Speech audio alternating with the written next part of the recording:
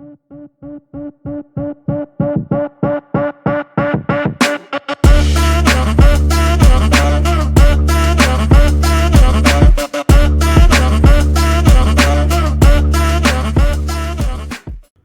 and welcome to Exothermic Plays Games. I'm Exothermic, and the date today is Sunday, January 28th, 2024.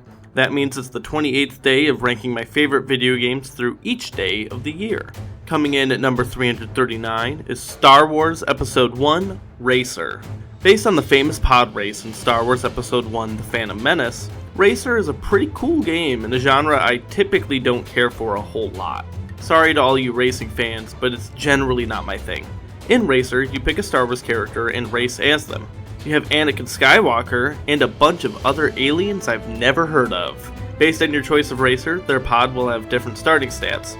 You can use them as is for quick play and just do a race against a number of competitors, including up to 3 other players. Quick play's quick.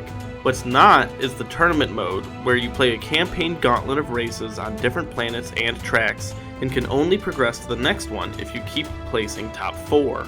Based on your finish, you'll also earn credits to spend on upgrading your pod and even your pit crew. You can get new parts that improve various different stats, and if you get a ton of credits, you can even buy some of the more expensive things in Watto's junkyard.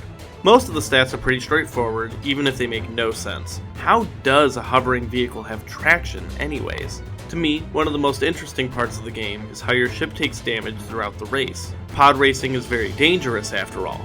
As you get bumped, scrape against walls, or even plow through terrain, your pod will take damage, specific to the areas that got hit.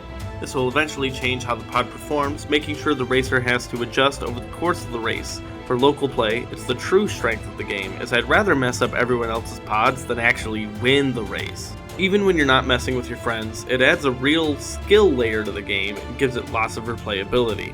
The degree to which they nailed the theme, as well as the durability-induced replayability, made sure this racing game finished on my ranking.